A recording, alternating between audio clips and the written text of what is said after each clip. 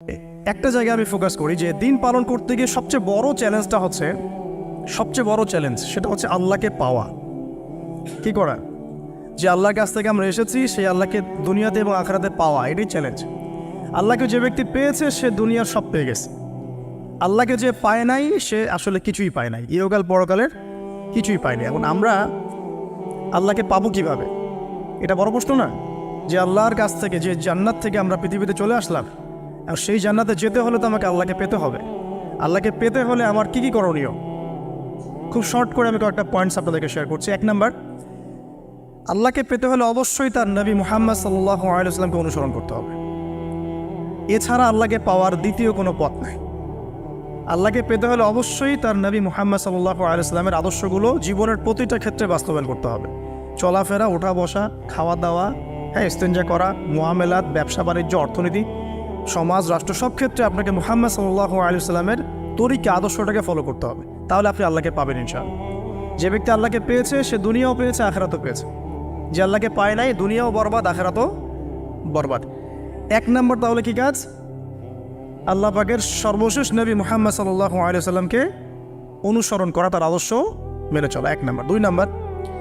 2 নম্বর হচ্ছে 5 ওয়াক্ত নামাজ। আল্লাহকে পেতে হলে নামাজ লাগবে। নামাজ নাই, আল্লাহ নাই।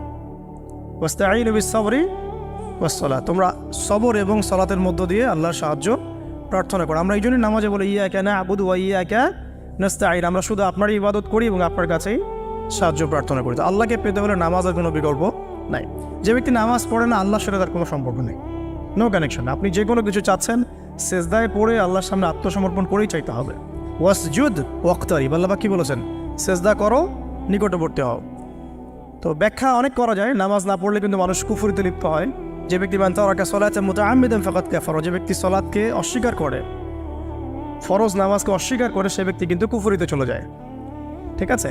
তারপরে বাইনা রাজুলি ওয়া বাইনা শিরকি ওয়াল কুফরি তারকুস সালাহ, একজন মুমিন বান্দা এবং অমুসলিমদের মধ্যে পার্থক্যই নামাজ। নামাজের বিষয়ে অনেক কথা আমি আগেও বলেছি, আপনারা শুনেছেন, অন্য আলেমদের কাছে শুনেছেন। এক বাক্যে নামাজ না পড়লে ইসলামের রশিটা কেটে যাবে। মুআয বিন জাবালকে নবী সাল্লাল্লাহু আলাইহি ওয়াসাল্লাম বলেছেন যে যদি মান তারাকা সালাতান মুতাআম্মিদান, কেউ যদি সালাতকে ইচ্ছা করে ছেড়ে দেয়, ফাকাদ বারিআত মিন জিম্মাতিল্লাহ, সে ব্যক্তি আল্লাহর জিম্মেদারি থেকে মুক্ত হয়ে যাবে। তার উপর আল্লাহর কোনো জিম্মাদারি নাই, আল্লাহর নিরাপত্তা, জিম্মাদারি থেকে সে মুক্ত। তো 5 ওয়াক্ত নামাজ আল্লাহ পাক আমাদের সবাইকে জামাতের সাথে পড়ার তৌফিক দান করুন। এর পাশাপাশি নফল নামাজ বাড়িয়ে দেওয়ার তৌফিক দান করুন, এবং স্পেশালি তাহাজ্জুদের নামাজ যদি পারেন 2 রাকাত হলেও নিয়মিত তাহাজ্জুদের নামাজ পড়ার তৌফিক আল্লাহ পাক আমাদেরকে দান করুন। আর নামাজের বাহ্যিকতা নিয়ে এত বেশি ঝগড়ায় যাবেন না। এখন আমরা যত ঝগড়া নামাজের বাহ্যিকতা নিয়ে, হাত বাঁধা, রফুল ইয়াদাইন, আমিন আর পায়ে পা, এগুলো নিয়ে ঝগড়ার শেষ আছে? নাই। ইসলামের বিরোধী শক্তিরা হাত ভেঙে ফেলার পায়তারা করে ফেলেছে অলরেডি। হাতই না থাকলে আপনি বাঁধবেন কোথায়? মনে করেন আপনার হাতই নাই, বাঁধবেন কি উপরে না নিচে? তো এই হাত তো ভেঙে ফেলার পায়তারা করা হয়েছে। এখন আপনি পড়ে আছেন বাঁধার কোন জায়গায় বাঁধবেন সেটা নিয়ে, অথচ পুরো বৈশ্বিক চক্রান্ত মুসলিমদের বিরুদ্ধে হাতটাই ভেঙে ফেলে দিবে। তুই বাঁধবি কোথায় হাত? তারপর দেখব। এটা আমরা বুঝতে পারি না। এটা বোঝার জন্য যে জ্ঞান, ইলম, নূর দরকার, তা তো নাই আমাদের মধ্যে। এই জন্য আপোষের ঝগড়া নিয়ে পড়ে আছি। যে ছোটোখাটো যে ইখতিলাফি মাসআলাগুলো চলে আসছে দীর্ঘদিন থেকে, এগুলোর কোনো সমাধানে আসতে পারবে না কিন্তু কেউ। পক্ষে বিপক্ষে কথা চলতেই থাকবে কিয়ামত পর্যন্ত, ওইগুলো নিয়ে আমরা ব্যস্ত আছি। তো আমি রিকোয়েস্ট করবো, নামাজের আধ্যাত্মিকত্বের দিকে ফোকাস করেন। নামাজের আধ্যাত্মিকত্ব কি? আপনি আল্লাহর সামনে দাঁড়িয়েছেন, দুনিয়ার সাথে এখন আপনার কোনো সম্পর্ক নেই, আপনি এবং আল্লাহ, মাঝখানে কিছু নাই। নামাজে যা পড়ছেন, সূরা ফাতিহা, অন্যান্য সূরা, রুকুত, তাসবিহ, সিজদা, তাশাহুদ, দরুদ, অর্থ বোঝার চেষ্টা করেন এবং অর্থের দিকে ফোকাস করেন, আল্লাহকে পাবেন ইনশাআল্লাহ। সিজদায়, রুকুতে যখন যাচ্ছেন, আপনি চিন্তা করেন যে আপনি মহাবিশ্বের মহা শক্তিধর আল্লাহ রাব্বুল আলামিনের সামনে মাথা নত করেছেন। আপনি চিন্তা করেন যে আল্লাহ আপনাকে দেখছেন। এখন যখনই মানুষ নামাজে দাঁড়ায়, আল্লাহ পাক তার দিকে দৃষ্টি নিবদ্ধ করে, এবং যখন মানুষ এদিক ওদিক তাকানো শুরু করে নামাজে, আল্লাহ পাক মুখ ঘুরিয়ে নেন। হ্যাঁ, নামাজে ওই যে আমরা যে ডিজিটাল নামাজ পড়ি না, এখন ডিজিটাল মানে 4 রাকাত নামাজ 4 মিনিটে শেষ। এক রুকু করলে সেজদা পাওয়া যায় না, সেজদার তাসবিহ পড়লে আবার এদিকে দেখা যায় যে দ্বিতীয় সেজদায় চলে গেছে অলরেডি ওঠার আগে। অনেক ক্ষেত্রে ইমাম সাহেবরাও খুব দ্রুত নামাজ পড়ান, অনেক দ্রুত পড়ান। এত দ্রুত নামাজ পড়াবেন কেন? নামাজ জামাতে পড়লে সংক্ষিপ্ত করতে বলা হয়েছে, কিন্তু এত দ্রুত তো পড়তে বলা হয় না। এখনও দেখবেন মক্কা মদিনায় গিয়ে নামাজ দেখবেন, মাশাআল্লাহ, নামাজটা তাদের মাশাআল্লাহ এটার প্রশংসা না করলে হকাদা হবে না। নামাজটা অসাধারণ, ধীর স্থিরভাবে ফজরের নামাজ 20 মিনিট 15 মিনিট 20 মিনিট পড়াচ্ছে নামাজ, রিল্যাক্স। নামাজে দাঁড়ালে চমৎকার তেলাওয়াত হচ্ছে, আপনি ভুলে যাচ্ছেন নিজেকে। তেলাওয়াত হবে চমৎকার, এবং সবচেয়ে ভালো যদি তেলাওয়াত করতে পারেন তাকে নামাজে দিতে হবে। রিল্যাক্সে নামাজ পড়বেন। ক্ষেত্র বিশেষে আপনি শর্ট করতে পারেন, কিন্তু সবসময় কেন আমরা 4 রাকাত নামাজ 3 মিনিটে শেষ করে দেব? আবার নামাজের পর দোয়াটা হবে লম্বা, অথচ নামাজটাই ছিল দোয়া, নামাজটাই কিন্তু দোয়া। এখন সেজদায় আমরা যদি কান্নাকাটি করতে না শিখি, আল্লাহর সামনে আমি মাথা নত করেছি, এখানে নিজের মনের যত আবেগ আকুতি দোয়া এগুলো আল্লাহর সামনে ঢেলে না দিতে পারি, এই দোয়া কালাম না শিখি, তাহলে তো নামাজের আধ্যাত্মিকতা অর্জন হলো না। সাহাবীরা কেমন করে নামাজ পড়তেন যে নামাজ পড়ার পরেও তাদের গা থেকে তীর বের করা যায়? কীভাবে তারা নামাজ পড়তেন? তাহলে নবী সাল্লাল্লাহু আলাইহি ওয়াসাল্লাম কীভাবে নামাজ পড়তেন যে নামাজ পড়ার ফলে তার পা মোবারক ফুলে যাইত? 1 রাকাতে তিনি 4 পারা কোরআন তেলাওয়াত করতে পারলেন কীভাবে? তো তাদের নামাজ আর আমাদের নামাজ, আল্লাহ রাব্বুল আলামিন তার রাসূলের মাধ্যমে একটা হাদিসে জানিয়েছেন যে এমনও অনেক নামাজি আছে, নাউযুবিল্লাহ, আল্লাহ পাক আমাদেরকে তাদের অন্তর্ভুক্ত না করুন, যে নামাজ পড়ার পরে আল্লাহ রাব্বুল আলামিন এই নামাজটাকে ওই নামাজের মুখের উপর নিক্ষেপ করে দেয়, তোমার নামাজের আমার কোনো দরকার নেই। আল্লাহ পাক আমাদেরকে হেফাজত করুন। ধীর স্থিরভাবে পড়েন, রিল্যাক্সে, তার আর কিচ্ছু নাই। ওমা খালাকতুল জিন্না ওয়াল ইনসা ইল্লা লিয়াবুদুন, শুধুমাত্র আল্লাহর ইবাদত করার জন্যই তো পৃথিবীতে এসেছি। হোক না দোকানটা 5টা মিনিট পরে খুললে কি হবে? হ্যাঁ, জমিতে যান, জমিতে আধা ঘন্টা পরে গেলে কি হবে? যে আল্লাহ পাক আপনাকে বাঁচিয়ে রাখতে পারেন, সে আল্লাহ পাক আল্লাহর পথে সময় দিলে আপনাকে অফুরন্ত রিজিকও তো দিতে পারেন না? আপনি আল্লাহর হয়ে যান, বাকি সব আল্লাহ আপনার দায়িত্ব নিয়ে নেবেন ইনশাআল্লাহ। আপনি নিজে আল্লাহর হয়ে যান, আপনার সব কিছু দায়িত্ব কে নিয়ে নেবে? আল্লাহ নিয়ে নেবে। তো আল্লাহ পাক আমাদেরকে ধীর স্থিরভাবে আধ্যাত্মিকত্ব অর্জন করে নামাজ পড়ার তৌফিক দান করুন, আমিন। তো দেখুন, আল্লাহকে পাওয়ার সবচেয়ে সেরা মাধ্যম কি? নামাজ। তার আগে বলেছি নবী সাল্লাল্লাহু আলাইহি ওয়াসাল্লামের অনুসরণ। আল্লাহকে পাওয়ার তৃতীয় একটা মাধ্যম বলে দিই আমি, সওম বা রোজা রাখা। অল্প সময় করিয়ে নিচ্ছি, সওম বা রোজা রাখা। রোজা কেন আল্লাহকে পাওয়ার মাধ্যম জানেন? কারণ রোজা রাখা অবস্থায় আমরা কিন্তু গোপনে পানাহার করি না, করি? আমরা রোজা রেখেছি, গোপনে কিন্তু পানি খেতে পারি, কেউ দেখবে না। গোসল করছেন, আপনি পানি খেতে পারেন, কেউ দেখবে না। লুকিয়ে লুকিয়ে আপনি কিন্তু খাবার খেতে পারেন, কেউ দেখবে না, বাসায় কেউ নাই দেখার, কিন্তু আপনি খান না। আপনি সবর করেন, সহ্য করেন, একদম সূর্যাস্তের সময় গিয়ে আপনি ইফতার করেন। এই যে কাজটা আপনি কেন করেন? কারণ আপনি ফিল করেন যে আল্লাহ আপনাকে দেখছেন। কেউ আপনাকে দেখুক না দেখুক, আল্লাহ আপনাকে দেখছেন। এটাই হচ্ছে ইহসান, এটাই হচ্ছে আল্লাহ পাকের মারিফতকে উপলব্ধি করা। আল্লাহ রাসূল সাল্লাল্লাহু আলাইহি ওয়াসাল্লাম বলেছেন, ইহসান হচ্ছে আন তা'বুদাল্লাহা কাআন্নাকা তারা, তুমি এমনভাবে আল্লাহর ইবাদত করবে যেন তুমি আল্লাহকে দেখছো। ওয়া ইল্লাম তাকুন তারাহু ফাইন্নাহু ইয়ারাক, তুমি আল্লাহকে দেখতে না পারলেও বিশ্বাস করবে আল্লাহ তোমাকে দেখছেন। তো এটা রোজা রাখলে উপলব্ধি হয় না যে আল্লাহ আমাকে দেখছেন? এটা হচ্ছে আল্লাহকে পাওয়ার মাধ্যম। এই জন্য রমাজানের রোজা অবশ্যই রাখবো ইনশাআল্লাহ। পাশাপাশি এই যে সোমবার, বৃহস্পতিবার বা এই যে মাসের 3 দিন আইয়ামে বীজের সওম আছে, 13, 14, 15, আরাফার সওম, আশুরার সওম বা নফল সওম, এগুলো রাখার অভ্যাস করলে আল্লাহকে পাওয়া যাবে ইনশাআল্লাহ তাআলা। আল্লাহ পাক আমাদেরকে বেশি বেশি সওম রাখার তৌফিক দান করুন। এবং আমাকে, আপনাদের সবাইকে বিগত জীবনে আমরা যারা বিভিন্ন সময় সওম রাখি নাই বা রাখতে পারি নাই, বা বিভিন্ন সালাত পড়তে পারি নাই, এগুলোকে হিসেব করে আদায় করার তৌফিক আল্লাহ পাক দান করুন, আমিন। 4 নম্বর একটা মাধ্যম বলে দিয়ে আল্লাহকে পাওয়ার, সেটা হলো তিলাওয়াতে কোরআন তেলাওয়াত যে যত বেশি করবে, অর্থ উপলব্ধি করে পড়বে, সে আল্লাহ পাককে চাক্ষুষ পাবে ইনশাআল্লাহ। মানে আল্লাহ রাব্বুল আলামিন একটা চিঠি দিয়েছেন, মনে করেন আপনাকে, আপনার একজন, কথার কথা এক্সাম্পল দিচ্ছি, যে আপনার কোনো একজন বন্ধু আছে অনেক দূরের কোনো দেশে, তা আপনি তাকে দেখেনও নাই, আপনি তাকে চিনেনও, মানে আপনি তার চেহারা দেখেন নাই, তাকে চিনেন না, তার সাথে যোগাযোগের মাধ্যম হচ্ছে আপনার চিঠি বা মেসেজ, ঠিক আছে? এখন সে আপনাকে কিছু মেসেজ পাঠালো, এই মেসেজের মধ্যে সে কিছু ইনস্ট্রাকশন দিয়েছে যে এইগুলো করতে হবে, এগুলো করতে হবে, বা আপনার প্রতি ভালোবাসার ইজহার করছে। আর এই মেসেজটা যদি আপনি পড়তে পারেন, তাহলে আপনি আপনার বন্ধুর সাথে একটা কানেকশন তৈরি করলেন না? বুঝতে পারছি না? আচ্ছা, এখন সমস্যা হচ্ছে কি, আমরা ওই মেসেজটা পড়তেই পারি না, আমরা তো কোরআনটা পড়তেই জানি না, তাহলে মেসেজটা পাবো কীভাবে?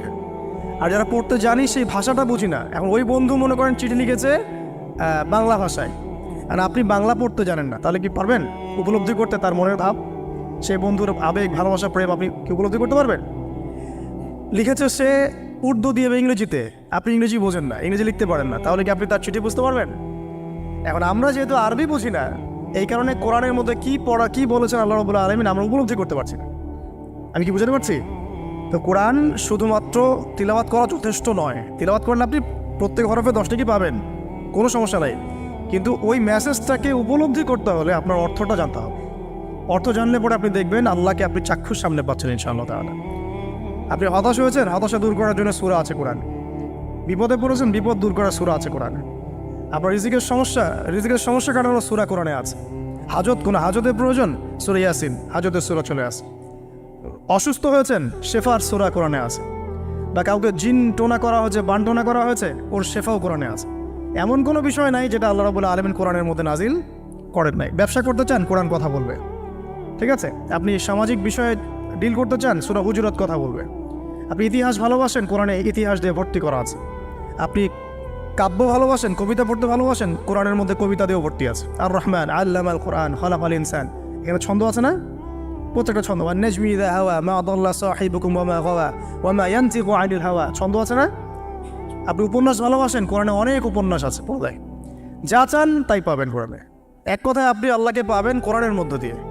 তো কোরআনের সাথে যার সম্পর্ক যত বেশি, আল্লাহর মারেফত সে তত বেশি পাবে ইনশাআল্লাহ আজ্জা ওয়া জাল। 4টা বলেছি না?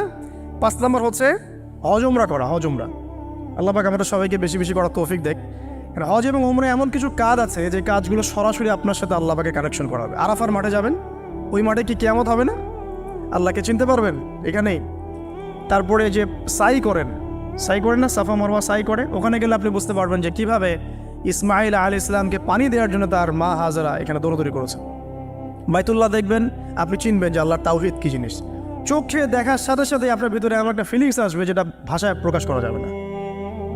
চোখে দেখার সাথে সাথেই এমন একটা ফিলিংস আসবে, আপনাকে আমি এটা ভাষায় প্রকাশ করে বোঝাতে পারবো না।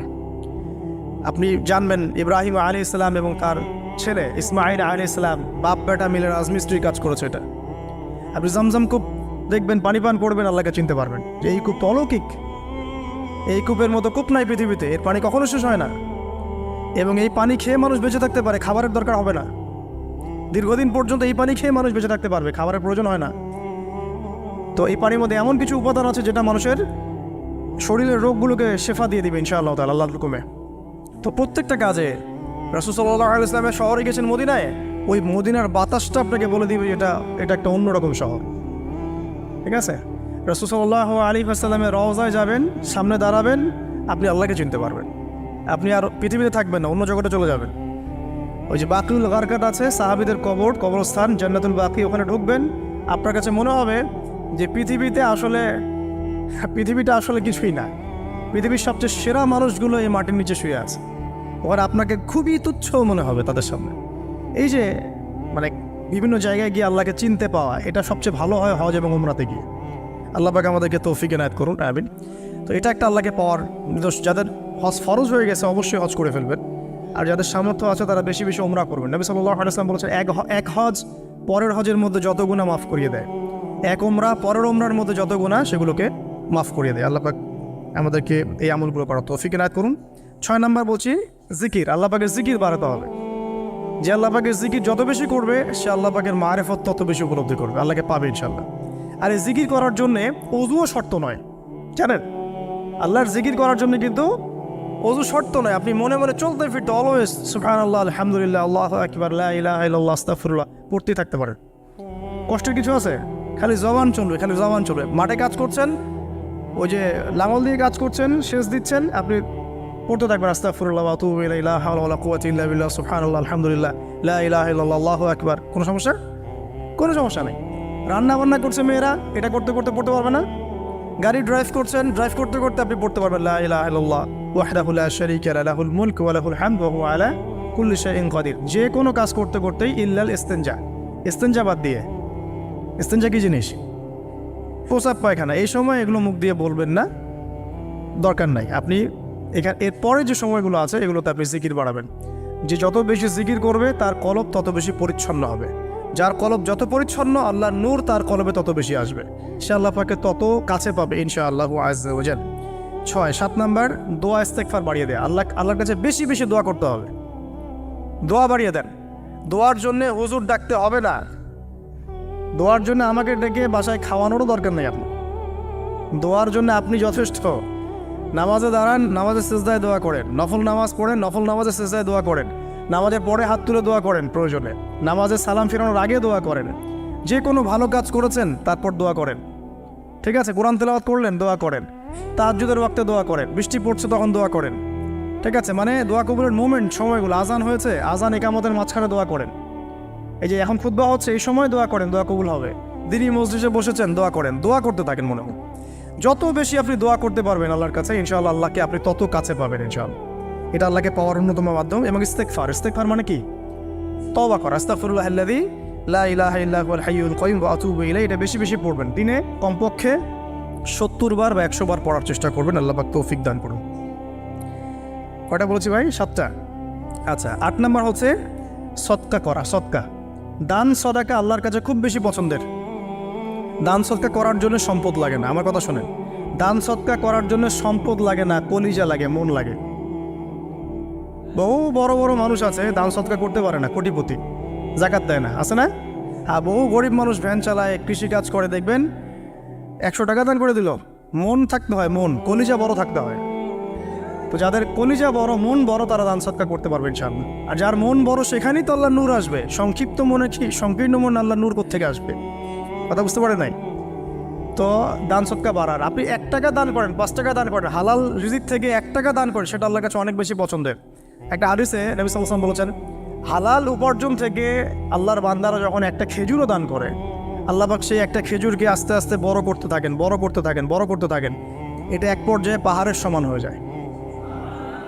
এর কিয়ামতের মাঠে মানুষ তার দান এবং সাদাকার যে ছায়া, এই ছায়ার নিচে অবস্থান করবে।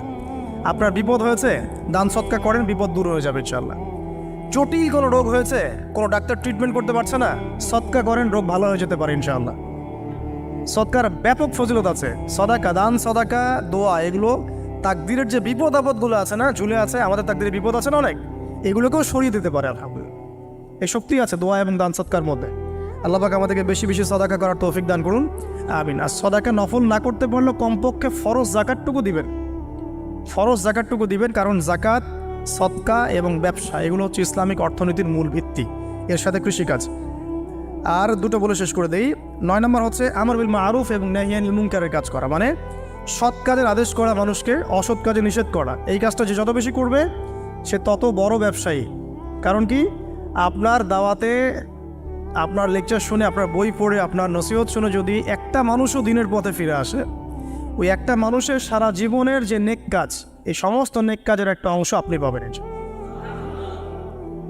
আবার আপনি কাউকে অন্যায় থেকে বারণ করেছেন, আপনার দাওয়াত শুনে কেউ সিগারেট ছেড়ে দিয়েছে, মাদক ছেড়ে দিয়েছে, জেনা ছেড়ে দিয়েছে, পর্ন ছেড়ে দিয়েছে, বা হারাম সুদ ছেড়ে দিয়েছে, ওই মানুষটা এখন সারা জীবন যত ভালো কাজ করবে, এই পুরো ভালো কাজের একটা অংশ আপনি পাবেন ইনশাআল্লাহ। এর চেয়ে বড় কিন্তু কোনো ব্যবসা নাই। এই কাজটা করলে আল্লাহ পাকের রহমত নেমে আসে, আর এই কাজটা ছেড়ে দিলে আল্লাহ পাকের গজব নেমে আসবে। যখন মানুষ ন্যায়ের আদেশ এবং অন্যায় নিষেধ ছেড়ে দিবে, আল্লাহর গজব নেমে আসবে। আর মানুষ যত বেশি সৎ কাজে আদেশ করবে, অসৎ কাজে নিষেধ করবে, আল্লাহর রহমত তত কাছে আসবে ইনশাআল্লাহ। ছিল বেসিক্যালি জালেমদের উপরে। আল্লাহ রাব্বুল আলামিন সূরা বনী ইসরাঈলের মধ্যে বলেছেন, ওয়া ইন উদতুম উদনা। বনী ইসরাঈলকে আল্লাহ পাক এই জায়গাটা দিয়েছিলেন, শর্ত দিয়েছিলেন, তোমরা যদি সৎ পথে থাকো, আমি আল্লাহ তোমাদের সাথে থাকবো। তোমরা যদি ফাসাদ সৃষ্টি করো, আমি তোমাদেরকে পবিত্র ভূমি থেকে বের করে দিব। এর আগে যখন বনী ইসরাঈল ফাসাদ সৃষ্টি করেছিল, তখন আল্লাহ রাব্বুল আলামিন তাদেরকে এইভাবে সেখান থেকে, হোলি ল্যান্ড থেকে বের করে দিয়েছিলেন। এরপরে আল্লাহ রাব্বুল আলামিন জায়গাটা মুসলিমদেরকে দিয়েছেন। এখন আমরা দেখতে পাচ্ছি যে মাজলুম, নিপীড়িত, নির্যাতিত মানুষের উপর জেনোসাইড চালানো হচ্ছে। আর এই জেনোসাইডের আরেকটা বৈশিষ্ট্য আছে, এটা গোপনে হচ্ছে না, এটা লুকিয়ে হচ্ছে না, এটা মানুষ লোকচক্ষুর আড়ালে করছে না, বরং এটা লাইভ স্ট্রিমিং করে মানুষ করছে। এখন প্রশ্ন হচ্ছে, এই জেনোসাইডটা কারা করছে? আমি এখানে জাস্ট উঁচু গলায় চিল্লায় চিল্লায় কয়েকটা কথা বলবো, চলে যাবো, এই জন্য আসে নাই। আপনাদেরকে আমি জাস্ট কয়েকটা পয়েন্ট টাচ করতে এসেছি, এটা আপনাদের সবার জন্যই কাজে দেবেন ইনশাআল্লাহ। প্রথম কথা হচ্ছে, এই জেনোসাইডটা হচ্ছে, এটা আমাদেরকে স্বীকৃতি দিতে হবে। এটা কোনো সন্ত্রাস বিরোধী অভিযান চলছে না, এটা হচ্ছে মাজলুমদের উপর জেনোসাইড হচ্ছে। এটা সবার আগে আমাদের মাথায় হজম করতে হবে। এটা কোনো সন্ত্রাস বিরোধী বিদ্রোহ না, সন্ত্রাস বিরোধী কোনো মুভমেন্ট না। হামাসের ভাইরা সন্ত্রাসী নয়, হামাসের ভাইরা সন্ত্রাসী নয়, তারা স্বাধীনতা কামে, এবং তাদের উপরে এটা জুলুম হচ্ছে, জেনোসাইড হচ্ছে। তাই জেনোসাইডকে জেনোসাইড বলে স্বীকৃতি দেওয়া, এটা সবার আগে আমাদের দাবি। দ্বিতীয় কথা হচ্ছে যে এই জেনোসাইডটা কারা করছে? এই জেনোসাইডটা করা হচ্ছে শুধুমাত্র ইহুদিদের পক্ষ থেকে নয়। আপনাদের অনেকের মধ্যে একটা মিসকনসেপশন আছে যে এই জেনোসাইডটা কি শুধু ইহুদিরা করছে। উত্তর হচ্ছে না। এই জেনোসাইডটা করছে একটা মুভমেন্ট, যে মুভমেন্টের নাম হচ্ছে জায়নিস্ট মুভমেন্ট। আমি খোলামেলা কথা বলছি আপনাদের সামনে। এই কথাগুলো আমরা 5 বছর আগেও বলেছি যে এই মুভমেন্টের পিছনে আছে জায়নিস্টরা, জায়নবাদীরা। জায়নবাদী কারা? জায়নবাদী হচ্ছে পৃথিবীর মধ্যে এক শ্রেণীর নাসারা এবং এক শ্রেণীর ইহুদি। সব নাসারা, সব ইহুদি নয়, এক শ্রেণীর নাসারা, এক শ্রেণীর ইহুদি যারা একে অপরের বন্ধু। প্রশ্ন, এই জায়নিস্ট মুভমেন্ট সম্পর্কে কোরআন কি আমাদেরকে কিছু বলেছে? যে এই কোরআন সমস্ত বিষয়ের সমাধান? অবশ্যই বলেছে। আপনি যদি সূরা মাইদার 51 নম্বর একটা খোলেন, 51 ভার্স নম্বর 51, আপনি দেখবেন আল্লাহ পাক বলেছেন, বা'দা আউযু বিল্লাহি মিনাশ শাইতানির রাজীম, ইয়া আইয়ুহাল্লাযীনা আমানু, হে মুমিনগণ, লা তাত্তাখিযুল ইয়াহুদা ওয়ান নাসারা আউলিয়া, হে মুমিনগণ, হে বিশ্বাসীগণ, তোমরা ইহুদি এবং নাসারাদেরকে বন্ধুরূপে গ্রহণ করো না। কোন ইহুদি, কোন নাসারাদেরকে? এরপরে আল্লাহ পাক বলেছেন বা'দুহুম আউলিয়াউ বা'দ, যারা কিনা একে অপরের বন্ধু। সারা বিশ্বে আপনি দেখবেন ইহুদি এবং খ্রিস্টানদের মধ্যে একটা গ্রুপ আছে, একটা দল আছে যারা একে অপরের বন্ধু। এই মুভমেন্টের নাম হচ্ছে জায়নিস্ট মুভমেন্ট। আল্লাহ পাক তাদেরকে আমাদেরকে বন্ধুরূপে গ্রহণ করতে নিষেধ করেছেন। আল্লাহ পাক বলেছেন বা'দুহুম আউলিয়াউ বা'দ, এরা একে অপরের বন্ধু। ওয়া মান ইয়াতাওয়াল্লাহুম মিনকুম ফাইন্নাহু মিনহুম, হে মুমিনগণ, তোমাদের মধ্যে কেউ যদি ওদের সাথে হাত মিলাও তাহলে তোমরা তাদের অন্তর্ভুক্ত হবে, এই উম্মতের কেউ না তোমরা। বা'দুহুম আউলিয়াউ বা'দ ওয়া মান ইয়াতাওয়াল্লাহুম মিনকুম ফাইন্নাহু মিনহুম, তোমাদের মধ্যে কেউ যদি তাদের সাথে হাত মিলাও, বন্ধুত্ব করো, তোমরাও তাদের অন্তর্ভুক্ত। ইন্নাল্লাহা লা ইয়াহদিল কওমা যালিমিন, আর আল্লাহ পাক এই জালেমদেরকে হেদায়েত করবেন না বা করেন না। আল্লাহ পাক কোরআনে জায়নিস্ট মুভমেন্টের দলিল দিয়েছেন। এই জায়নিস্ট মুভমেন্ট ফর্ম করা হয়েছিল একদম 1900 সালের আগে। 1800 সাল থেকে 1900 সালের মধ্যেই এই জায়নিস্ট মুভমেন্টটাকে ফর্ম করা হয়েছে। তাদের মূল উদ্দেশ্য কি? তাদের এজেন্ডাটা কি? তারা কি শুধু গাজা চায়? তারা কি শুধু রাফাহ চায়? তারা কি শুধু প্যালেস্টাইন এবং আল আকসা চায়? এটাও ভুল ধারণা। তারা শুধুমাত্র এই এতটুকু অঞ্চল চায় না। এই জায়নিস্টরা বেসিক্যালি চায়, they want to rule the world, তারা পুরো বিশ্বকে শাসন করতে চায়। They want to rule the world, তারা পুরো বিশ্বকে শাসন করতে চায়। কেন চায়? কারণ তারা প্রত্যাশা করছে, তারা বসে আছে এই অপেক্ষায় যে তাদের একজন মেসিহ আসবে। তারা বলে মিসায়া, তাদের একজন মিসায়া আসবে, যেই মিসায়া যদি আসে তাহলে তারা বাইতুল মুকাদ্দাস থেকে আবারও পুরো বিশ্বকে শাসন করবে, ঠিক যেমন সুলাইমান এবং দাউদ আলাইহিস সালামের সময় তারা বিশ্বকে শাসন করত। এটা তাদের বিকৃত ধর্মগ্রন্থ তালমুদের মধ্যে লেখা আছে। এই এজেন্ডাকে বাস্তবায়ন করার জন্য তারা এগিয়ে যাচ্ছে এবং তারা এই মিসায়ার জন্য তাদের মঞ্চটাকে প্রস্তুত করছে। আপনি যদি মনে করেন গাজা দখল করলেই তাদের এই সন্ত্রাসবাদ থেমে যাবে, আপনি ভুল করছেন। যতক্ষণ পর্যন্ত তারা বিশ্বকে নিয়ন্ত্রণ না করছে, বিশ্বকে শাসন না করছে, তারা ক্ষান্ত হবে না। এবং তাদের মূল রাজনৈতিক পটভূমি এবং ভৌগোলিক অবস্থানটা কি হবে সেটাও তারা মেনশন করেছে। তারা চায় পুরো হোলি ল্যান্ডটা দখল করতে। এখন আপনি প্রশ্ন করতে পারেন যে ভাই হোলি ল্যান্ডটা কি? উত্তর হচ্ছে হোলি ল্যান্ড হচ্ছে সেই জায়গা ইরাকের ইউফ্রেটিস নদী থেকে শুরু করে মিশরের নীল নদ পর্যন্ত। আই রিপিট, ইরাকের ইউফ্রেটিস নদী থেকে শুরু করে মিশরের নীল নদ পর্যন্ত এই পুরো জায়গাটাকে বলা হয় হোলি ল্যান্ড, অর্থাৎ পবিত্র ভূমি, আরদুল মুকাদ্দাসা। কোরআনে বলা হচ্ছে আরদুল মুকাদ্দাসা, ওদের স্ক্রিপচারে বলা হচ্ছে হোলি ল্যান্ড। তাদের মিসাকে ইহুদিরা বলছে মিসায়া এবং খ্রিস্টানরা নাসারারা বলছে অ্যান্টিক্রাইস্ট। যাকে আমরা চিহ্নিত করছি সে হচ্ছে মাসিহুদ দাজ্জাল। তারা এই হোলি ল্যান্ডটাকে স্বাধীন করতে চায়। তারা মিশরের নীল নদ থেকে শুরু করে ইরাকের ইউফ্রেটিস পর্যন্ত পুরো জায়গাটাই দখল করতে চায়। আপনারা যদি মনে করেন গাজা দখল করার পর তাদের এই হামলা থেমে যাবে, আপনি ভুল করছেন। তারা ততক্ষণ পর্যন্ত ক্ষান্ত হবে না যতক্ষণ পর্যন্ত তারা হোলি ল্যান্ডটা দখল না করছে। এবং শেষ জামানায় যে বৃহত্তর মালহামা বা মহাযুদ্ধের কথা বলা হয়েছে, সেই যুদ্ধও হবে ইরাকের ইউফ্রেটিস নদীর সোনার পাহাড়কে কেন্দ্র করে। আস্তে আস্তে সময় সেদিকে এগিয়ে যাচ্ছে। তাহলে তাদের উদ্দেশ্যটা কি? তাদের উদ্দেশ্য হচ্ছে হোলি ল্যান্ডটাকে দখল করে সেখান থেকে তারা দাজ্জালের শাসন কায়েম করতে চায় সারা বিশ্বে। কারা চায়? জায়নিস্টরা চায়। এই ডটসগুলো যদি আপনি মিলাতে না পারেন এবং শুধু বাইরের চোখ দিয়ে আপনি দেখেন, ভিতরের চোখটাকে অন্ধ রাখেন, আপনি এই ওয়ার্ল্ডের জিও পলিটিক্স বুঝতে পারবেন না। শুধুমাত্র বাহ্যিক স্টাডি দিয়ে, বাহ্যিক জিও পলিটিক্স পড়াশোনা করে, বাহ্যিক ইকোনমিক্স পড়াশোনা করে আপনি এই ওয়ার্ল্ডের প্রকৃত জিও পলিটিক্সকে মেলাতে পারবেন না। অর্থাৎ সামনে আসছে দাজ্জালের শাসন, যেটা নবী সাল্লাল্লাহু আলাইহি ওয়াসাল্লাম ইরশাদ করেছেন যে মাসিহুদ দাজ্জাল এই ইহুদিদেরকে নিয়েই এই বিশ্বকে শাসন করবে 40 দিন। কতদিন? 40 দিন। এবং তার প্রথম দিনটা হচ্ছে 1 বছরের সমান, দ্বিতীয় দিনটা হবে 1 মাসের সমান এবং তৃতীয় দিনটা হবে 1 সপ্তাহের সমান। বাকি দিনগুলো হবে আমাদের দিনের মতোই। এই কথাটা আমাদের প্রিয় নবী মুহাম্মদ রাসূলুল্লাহ সাল্লাল্লাহু আলাইহি ওয়াসাল্লাম তার পবিত্র জবানে বলে গিয়েছেন বিধায় বিশ্ব এদিকে এগিয়ে যাচ্ছে। এরপরে কি হবে সেটাও প্রিয় নবী সাল্লাল্লাহু আলাইহি ওয়াসাল্লাম আমাদেরকে জানিয়ে গিয়েছেন। এইটা আমাদের আসার জায়গা। আমি যে শুরুতে বলেছিলাম যে আমাদের এই সমাবেশটায় আমাদের ফজিলত, আমাদের গুরুত্বটা বেশি তাদের চাইতে। আপনি জানেন এর সমাধান জিহাদ, আপনি যেতে পারছেন না। আপনি জানেন তার সমাধান হচ্ছে সামরিক আগ্রাসন, আপনি চালাতে পারবেন না। আপনি জানেন এর সমাধান হচ্ছে তাদের পুরো শক্তিটাকে শেকড় থেকে কেটে ফেলা, আপনি এটা করতে পারছেন না, কারণ ভবিষ্যতের দিকে পৃথিবী এগিয়ে যাচ্ছে। এরপরের কথা আছে, নবী করিম সাল্লাল্লাহু আলাইহি ওয়াসাল্লাম বলেছেন এই দাজ্জালের শাসন চিরস্থায়ী হবে না। এটাই হচ্ছে আমাদের আসার জায়গা এবং তরুণ প্রজন্মকে এটাই আমরা শেখাতে চাই, জানাতে চাই। এই দাজ্জালের শাসনটা চিরস্থায়ী হবে না। নবী সাল্লাল্লাহু আলাইহি ওয়াসাল্লাম বলেছেন দাজ্জাল এবং তার অনুসারীরা যখন বিশ্বকে শাসন করার দিকে এগিয়ে যাবে, আল্লাহ রাব্বুল আলামিন তাওহীদপন্থীদের এই কালিমার পতাকার কাফেলা গঠন করবেন ইনশাআল্লাহ। এবং এই কাফেলার মধ্যেই থাকবে ইমামুল মাহদী ইনশাআল্লাহ আযজা ওয়া জাল।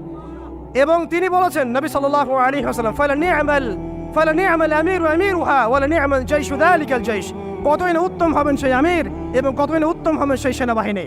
তোমরা যদি বরফের উপর সাঁতার কেটেও হয় তবুও সেই জাইশের মধ্যে যোগ দিও। এটা আমাদের সামনে আসতে যাচ্ছে। পৃথিবীর প্রত্যেকটা জায়গায় আপনি দেখবেন তাওহীদপন্থীদের কাফেলা গঠন হবে, ইসলামী রাষ্ট্রগুলো দাঁড়িয়ে যাবে ইনশাআল্লাহ। আপনি দেখেন সিরিয়া পরিবর্তন হচ্ছে, আপনি দেখেন আফ্রিকা পরিবর্তন হচ্ছে, আপনি দেখেন বাংলাদেশ পরিবর্তন হচ্ছে, আপনি দেখেন প্রজন্মের চোখের মধ্যে তাওহীদের ক্ষুধা, আপনি দেখেন প্রজন্মের চোখ জলজল করছে, তারা ইমানের দিকে আসছে, আমলের দিকে আসছে, ইসলামের দিকে আসছে। সময়, time is closing down to the আখিরুজ জামান ইনশাআল্লাহ আযজা ওয়া জাল। এখন কথা হচ্ছে ইমামুল মাহদীর বাহিনী এই দাজ্জালের বাহিনীর সাথে যুদ্ধ করতেই থাকবে, কিন্তু শেষ পর্যন্ত ইমামুল মাহদীর হাতে দাজ্জালের মৃত্যু লেখা হবে না। আল্লাহ রাব্বুল আলামিন এই মিথ্যা মাসিহকে মেরে ফেলার জন্য, ধ্বংস করার জন্য আসমান থেকে সত্যিকারের মাসিহ ঈসা আলাইহিস সালামকে পাঠাবেন এই সিরের মধ্যেই ইনশাআল্লাহ। এই কথাগুলো আমাদের অনেক ভাই বুঝেন না, অনেক ভাই জানেন না, স্টাডি করতে চান না। তারা শুধুমাত্র একটা হাইপকে কেন্দ্র করে কথা বলতে চান। বিশ্ব এদিকে এগিয়ে যাচ্ছে। আমরা এখানে শুধু হাইপ তুলতে আসি নাই, আপনাদেরকে জানাতে এসেছি, বোঝাতে এসেছি যে আস্তে আস্তে বিশ্ব কোন দিকে যাচ্ছে এবং আমাদের করণীয় কি হবে। এবার আসেন, এটা ভবিষ্যৎবাণী শুধু নয়, নবী সাল্লাল্লাহু আলাইহি ওয়াসাল্লাম অকাট্য ভবিষ্যৎবাণী। তিনি বলেছেন ঈসা আলাইহিস সালামের হাতে যেই ফিলিস্তিনে আজকে মজলুম বোনদেরকে শহীদ করা হচ্ছে, বাচ্চাদের মাথার খুলি উড়িয়ে দেওয়া হচ্ছে, আমাদের ভাইদেরকে জীবন্ত পুড়িয়ে মারা হচ্ছে, ওই ফিলিস্তিনে লিখে রাখেন আপনারা, মিডিয়া দিয়ে প্রচার করে দিয়েন, এই ফিলিস্তিনের বাবে লুত নামক জায়গায় তাদের মিসায়া, তথাকথিত মিসায়া মসিহুদ দাজ্জালকে ঈসা আলাইহিস সালাম হত্যা করবেন ইনশাআল্লাহ। পৃথিবীর কোন শক্তি, কোন ন্যাটো, কোন ইউনাইটেড নেশনস, কোন ইউরোপিয়ান ইউনিয়ন, কোন IMF, কোন ওয়ার্ল্ড ব্যাংক, কোন সাম্রাজ্যবাদী শক্তি এই ভবিষ্যৎবাণীকে ঠেকাতে পারবেন আপনি ওদেরকে চেষ্টা করতে দেন। সারা পৃথিবীর সমস্ত মুসলমানকে যদি এখন তারা মেরে ফেলে, তবুও একাট্ট ভবিষ্যৎবাণী ইনশাআল্লাহ তাআলা তারা পাল্টাতে পারবে না। এটা আমাদের আসার জায়গা, এটাই হচ্ছে চূড়ান্ত বিজয়। এবং ঈসা আলাইহিস সালামের হাতে আগামী 40 বছর লিখে রাখেন আপনারা, এরপরের 40 বছর ওই বাইতুল মুকাদ্দাস থেকেই সারা বিশ্বে ইসলামী খিলাফা কায়েম হবে ইনশাআল্লাহ। যে খিলাফা শব্দটা এখন রাজনৈতিকভাবে আপনারা নিতে পারেন না, হজম করতে পারেন না। আমি জানি আপনারা জানেন না, অনেকেই এটা অজ্ঞতার কারণে হতে পারে, তারা হয়তো জানেন না, আমরা জানাতে এসেছি। এই যে খিলাফা শব্দটা তারা নিতে পারে না, এই খিলাফাই হবে পৃথিবীর শেষ শাসন ইনশাআল্লাহ তাআলা। এই খিলাফা দিয়ে বিশ্ব শুরু হয়েছিল, এই খিলাফা দিয়েই বিশ্ব শেষ হবে। ঈসা আলাইহিস সালাম 40 বছর ওই জেরুজালেম থেকেই এই বিশ্বকে শাসন করবেন ইনশাআল্লাহ তাআলা। এটা লেখা হয়ে গেছে কুদিয়াল আমর, এটা কেউ চেঞ্জ করতে পারবে না। এখন মাঝখানের এই সময়টুকুতে জায়নিস্ট আসলে কি করেছে এবং আমরা কোন কোন জায়গায় পিছিয়ে গেছি এবং আমাদের করণীয় কি হতে পারে, এটা আমি অল্প কথায় শেষ করে দিব। এক কথায় দেখুন, জায়নিস্ট মুভমেন্ট গঠন করার পরে তারা সর্বপ্রথম, ভালো করে খেয়াল করেন, তারা সর্বপ্রথম একটা ঐক্যবদ্ধ প্ল্যাটফর্ম এনেছে। আমরা দেখেন সারা বিশ্বে এখন পর্যন্ত মুসলিমরা একটা ঐক্যবদ্ধ প্ল্যাটফর্ম করতে পারি নাই। তারা ঐক্যবদ্ধ একটা প্ল্যাটফর্ম করেছে এবং সেই প্ল্যাটফর্মকে কেন্দ্র করে তারা সবার আগে খেলাফত ব্যবস্থাকে ধ্বংস করেছে, অটোম্যানদেরকে তারা পরাজিত করেছে।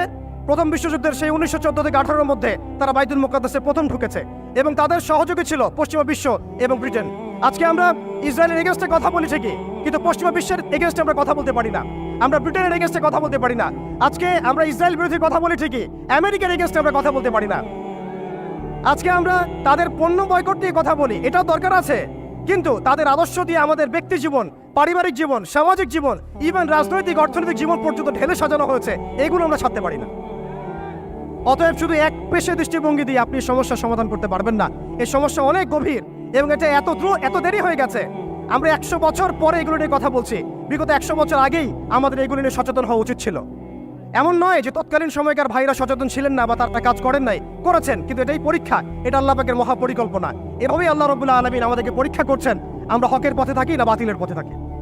এরপরে এই জায়নিস্ট মুভমেন্ট গঠন করার পর, অটোমান এম্পায়ারটাকে ধ্বংস করার পরে একটা খিলাফা রাষ্ট্র থেকে আমাদেরকে 57টা বিচ্ছিন্ন ছোট ছোট রাষ্ট্র দেওয়া হয়েছে, অর্থাৎ কাঁটাতারের বেড়ার মধ্য দিয়ে আমাদেরকে ভাগ করে ফেলা হয়েছে। এখানকার লক্ষ কোটি যুবক যদি চায় যে আমরা ইসরায়েলে গিয়ে যুদ্ধ করব, তারা যেতে পারবে না। সৌদি আরব থেকে চাইলে যেতে পারবে না, ইয়েমেন থেকে চাইলেও যেতে পারছে না, মিশর থেকে চাইলেও যেতে পারছে না, মালয়েশিয়া থেকে চাইলে যেতে পারছে না, তুরস্ক থেকে চাইলে যেতে পারছে না, পাকিস্তান আফগানিস্তান থেকে চাইলেও অনেকে যেতে পারছেন না। কারণ একটাই, জাতীয়তাবাদ, জাতীয়তাবাদ এবং জাতীয়তাবাদ। আমরা একটা ধোকার মধ্যে আছি। ওরা আমাদেরকে 4টা গোলক ধাঁধায় ফেলে রেখেছে। অটোমানদেরকে ধ্বংস করার পরে, খেলাফা ব্যবস্থা ধ্বংস করার পরে যারা আমাদেরকে 4টা দেবতা দিয়ে দিয়েছে। আমি শব্দটা দেবতা বললাম এই অর্থে, কারণ এই মন্ত্রগুলোর আমরা তন্ত্র মন্ত্রগুলোর পূজা করছি আমরা। ওই আইয়ামে জাহিলিয়াতে যেমন ছিল লাত, ওজ্জা, হবল আর মানাত, সেই আইয়ামে জাহিলিয়াতে যেমন ছিল লাত, ওজ্জা, হবল আর মানাত, ঠিক এইভাবে খেলাফত ব্যবস্থা ধ্বংস করার পরে তারা আমাদেরকে প্রথম দিয়েছে জাতীয়তাবাদ বা ন্যাশনালিজম। এর মধ্য দিয়ে আমাদেরকে বিভক্ত করে ফেলেছে তারা। আপনি চাইলেও তাদের সাথে আপনি যোগ দিতে পারবেন না, আপনি চাইলেও হামাসের ভাইদেরকে সাহায্য করতে পারবেন না, আপনি চাইলেও মাজলুমদের পাশে দাঁড়াতে পারছেন না, কারণ কাঁটাতারের বেড়া দিয়ে আপনাকে আটকে দেওয়া হয়েছে। এরপরে ওরা আমাদেরকে গিলিয়ে দিয়েছে ধর্মনিরপেক্ষতাবাদ। এই মতবাদ দিয়ে মানুষকে ধর্মীয় জীবনে ইসলামের মধ্যে সীমাবদ্ধ করা হয়েছে। রাজনৈতিক জীবন, অর্থনৈতিক জীবন, সামাজিক জীবন, শিক্ষা এবং সংস্কৃতির মধ্য থেকে ইসলামকে বিদায় ঘটানো হয়েছে। এটা হচ্ছে একটা কুফরি মতবাদ, শিরকি মতবাদ। এরপর দেওয়া হয়েছে আমাদেরকে কমিউনিজম। আমাদের অনেক ভাই এটা বোঝেন না, এটা একটা বৈশ্বিক পুঁজিবাদ। এর মধ্য দিয়ে আপনাকে সুদখোর বানানো হয়েছে এবং নাস্তিক বানানো হয়েছে, আল্লাহ থেকে আপনাকে সরিয়ে ফেলা হয়েছে। কালিমার পতাকা লা ইলাহা ইল্লাল্লাহ মুহাম্মাদুর রাসূলুল্লাহ থেকে আপনাকে সরায় দেওয়া হয়েছে। এরপরে একটা মতবাদ দেওয়া হয়েছে তথাকথিত গণতন্ত্র। এই গোলক ধাঁধায় আমরা অনেকে পড়ে গেছি। এই তথাকথিত গণতন্ত্রগুলো, ধর্মনিরপেক্ষতাবাদ, জাতীয়তাবাদ, এই কমিউনিজম, এই সমস্যার হাল আপনাকে কখনোই দিবে না। এরা আপনাকে একটা গোলক ধাঁধায় ফেলে রাখবে। এরা আপনাকে চারতন্ত্রের পূজায় লিপ্ত রেখেছে এবং এর মধ্য দিয়ে আপনাদেরকে ইন্টারনালি তারা ব্যস্ত রেখেছে। এক ভাই আরেক ভাইয়ের সাথে মারামারি করতে থাকবেন, একটা জাতিগত ঐক্য কখনো আপনি করতে পারবেন না। এই মন্ত্রগুলো দিয়ে আমাদেরকে বিভক্ত করে দেওয়ার পরে তারা ব্যাংকিং ব্যবস্থার নিয়ন্ত্রণ দিয়েছে ওয়ার্ল্ড ব্যাংকের মধ্য দিয়ে, IMF এর মধ্য দিয়ে, ইত্যাদি ব্যবস্থার মধ্য দিয়ে, ফেডারেল রিজার্ভ ব্যাংকের মধ্য দিয়ে। শুধু তাই নয়, তারা আমাদের গোল্ড কয়েন, গোল্ড দিনার, সিলভার দিরহামকে উঠিয়ে দিয়েছে, দিয়ে আমাদেরকে কাগজের টাকা দিয়েছে, যার মধ্যে ইন্টারেন্সিক কোনো ভ্যালু নাই, এটা অরিজিনাল কোনো সম্পত্তি না। এরপর তারা আমাদেরকে কান্ট্রিতে তো বিভক্ত করেছেই, তন্ত্রমন্ত্র গিলিয়েছেই, ব্যাংকিং ব্যবস্থা তো দখল করেছেই, ইউনাইটেড নেশনসও গঠন করেছে। সমস্ত বড় বড় মিডিয়াগুলো তারা হাতের কবজার মধ্যে নিয়ে এসেছে। আপনি খেয়াল করে দেখেন, পুরো বিশ্বে মিডিয়া দিয়ে তারা যুদ্ধ চালিয়েছে, পুরো বিশ্বে মিডিয়া দিয়েই তারা মুসলমানদেরকে জঙ্গি সন্ত্রাসী বানিয়েছে। পুরো বিশ্বে বড় বড় মিডিয়াগুলোর মধ্য দিয়ে তারা মুসলমানদেরকে জঙ্গি এবং সন্ত্রাসী বানিয়েছে। এটা সত্য কথা, সবাই জানি আমরা এগুলো। আমরা সত্যের পথে দাঁড়াই, এখনো সময় আছে, আল্লাহ পাক আমাদেরকে বোঝার তৌফিক দান করেন। এরপর তারা প্রযুক্তিগত নিয়ন্ত্রণ নিয়েছে। আপনি দেখেন AI সিস্টেমের মধ্য দিয়ে ঘরে বসে কিবোর্ডের একটা ক্লিপের মধ্য দিয়ে দূর থেকে একটা মানুষকে বোম মেরে উড়িয়ে দিচ্ছে। আপনি এটাকে কিভাবে নিচ্ছেন? এরা প্রযুক্তিগত উৎকর্ষের দিকে এতদূর চলে গিয়েছে যে ঘরে বসে তারা যে কোনো মানুষকে হত্যা করার এখতিয়ার নিয়ে নিয়েছে। সমস্ত মুসলিমদের ডেটা, সমস্ত মুসলিমদের তথ্য, সমস্ত মুসলিম কান্ট্রির ইন্টারনাল যে অ্যাক্সেসগুলো, এই সমস্ত কিছু তাদের নখদর্পণে চলে আসছে শুধুমাত্র প্রযুক্তিগত উৎকর্ষের মধ্য দিয়ে। শুধু তাই নয়, ব্যাংকিং সিস্টেম, প্রযুক্তিগত উৎকর্ষ, মিডিয়া ছাড়াও তারা শিল্প, সংস্কৃতি এবং আদর্শগত দিক থেকে আমাদেরকে তাদের দাস বানিয়ে দিয়েছে। এইভাবে আস্তে আস্তে আস্তে আস্তে, একদিনে নয় ভাই, প্রিয় ভাইয়েরা, তাওহীদি জনতা, একদিনে নয়, বিগত প্রায় 100 বছর তারা এইভাবে মুসলিমদেরকে দমন পীড়নের মধ্য দিয়ে, একটা বড় মাস্টার প্ল্যানের মধ্য দিয়ে শুধুমাত্র একটা কাজই করে যাচ্ছে। তারা মাসিহুদ দাজ্জালের আগমনের জন্য এই পবিত্র ভূমির জায়গাটাকে উন্মুক্ত করছে। এর বেশি আর কিচ্ছু না, এর বেশি আর কিচ্ছু না। আপনি যত কিছুই Milan, dot Milan, United Nations Milan, European union Milan, ওদের প্রযুক্তিগত উন্নয়ন মিলান, মানুষ চাঁদে যাচ্ছে, মঙ্গলে যাবে, ঠিক আছে, গণতন্ত্র কায়েম হবে, ইত্যাদি ইত্যাদি, ইলেকশন হবে, যা কিছু আপনি মিলান, আখিরুজ্জামানের কনক্লুশন এখানে গিয়ে মিলবে। অতএব আমাদের সবাইকে আমাদের ভিতরের চোখটাকে উন্মুক্ত করতে হবে। এই সময়টুকুর মধ্যে আমরা এই গোলক ধাঁধার মধ্যে পড়ে গেছি, এটা আমাদের পরীক্ষা। এর মধ্যে শুধু 100 বছরে একবার দুইবার নয়, দফায় দফায় আমরা ক্যালকুলেশন করেছি, প্রায় 300 থেকে 400টা জেনোসাইড তারা ঘটিয়েছে এই গাজার মধ্যে, এই রাফার মধ্যে, এই ফিলিস্তিনের মধ্যে, এই বাইতুল মুকাদ্দাসের আশেপাশের জায়গাগুলোর মধ্যে। বিশ্ব মিডিয়া নীরব। আপনি বলেন, অনেস্টলি বলেন, তাদেরকে সহযোগিতা করেছে কারা? পশ্চিমারা। তাদেরকে অস্ত্র দিয়েছে কারা? ব্রিটেন। তাদেরকে সামরিক সহযোগিতা কে দিয়েছে? এই আমেরিকা। তাদেরকে ব্যাংকিং সিস্টেম কে দিয়েছে? এই পশ্চিমারাই। তাদেরকে মারণাস্ত্র তুলে দিয়েছে কারা? শিশুদেরকে বন্দি করার এখতিয়ার কারা দিয়েছে? তাদেরকে কারা এইভাবে শক্তিশালী করেছে? উত্তর এক কথায় আসবে, পশ্চিমারা, পশ্চিমা বিশ্ব, আমেরিকান রেজিম এবং এ জায়নিস্ট মুভমেন্ট। অতএব আপনাকে আমাকে সতর্ক হতে হবে। আমরা শুধুমাত্র যেন ইসরায়েলকে আমাদের শত্রু হিসেবে চিহ্নিত না করি, বরং ইসরায়েলের সাথে যারাই হাত মিলিয়েছে এবং যারাই তাকে বন্ধুরূপে গ্রহণ করেছে, এই শত্রুদেরকেও আমাদেরকে শত্রু হিসেবে চিহ্নিত করতে হবে। একটা কথা স্পষ্ট করে জেনে রাখবেন, আপনার শত্রু এবং আপনার শত্রুর বন্ধু আমার শত্রু। আমাদের শত্রু যেমন আমাদের শত্রু, ঠিক আমাদের শত্রুর বন্ধু আমাদের শত্রু। আপনাদেরকে আরো একটা কম সম্পর্কে সতর্ক করে রাখি, যেই কম তাদের সাথে হাত মিলিয়েছে এবং আমরা দেখতে পাচ্ছি যে তারাও সেখানে সৈন্য পাঠিয়েছে এবং তারা গর্ব করে বলছে যে আমাদের 6,500 সৈন্য সেখানে যুদ্ধ করছে।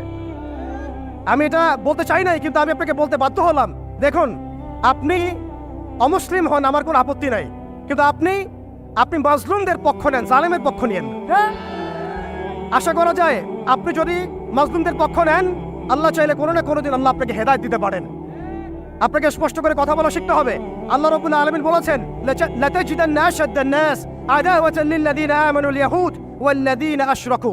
এর আগের আয়াতে শুনেছেন ইহুদি এবং নাসারা একে অপরের বন্ধু। এই আয়াতে সূরা মাইদার এই 82 নম্বর আয়াতে আল্লাহ পাক বলেছেন যে আরো একটা কওম আছে, যেই কওম মুসলিমদের সাথে সবচেয়ে বেশি শত্রুতা পোষণ করে। এক নম্বর কওম হচ্ছে ইহুদি এবং দ্বিতীয় কওম হচ্ছে মুশরিকিন, যারা মুশরিক। আপনি দেখুন সারা ওয়ার্ল্ডে এখন ইসরায়েলের সবচেয়ে বড় বন্ধুরাষ্ট্র কারা? বলুন, ইসরায়েলের সবচেয়ে বড় বন্ধুরাষ্ট্র কারা? আপনার বাড়ির পাশে নব্য ইসরায়েল। আমরা বড় ইসরায়েল সম্পর্কে সচেতন আছি কম বেশি, কিন্তু আপনার ঘরের পাশেই নব্য ইসরায়েলের জন্ম হয়েছে, এই ব্যাপারে আমাদের সচেতনতা নাই। তারা সংসদ ভবনে তাদের সংসদে ফখর করে বলছে যে আমরা 6,500 সৈন্য পাঠিয়েছি, আমাদের হয়ে যুদ্ধ করছে। নাউজুবিল্লাহি মিন যালিক। তার মানে আপনারা প্রমাণ করলেন। আচ্ছা বলেন, খ্রিস্টানদের সাথে না হয় তাদের সম্পর্ক আছে, তারা আহলে কিতাব, আপনাদের সাথে তাদের কি সম্পর্ক? খ্রিস্টানদের সাথে না ইহুদিদের একটা সম্পর্ক আছে, তারা আহলে কিতাব দাবি করে তারা, কিন্তু আপনাদের সাথে যারা পৌত্তলিক তাদের সাথে এই ইহুদিদের কি সম্পর্ক?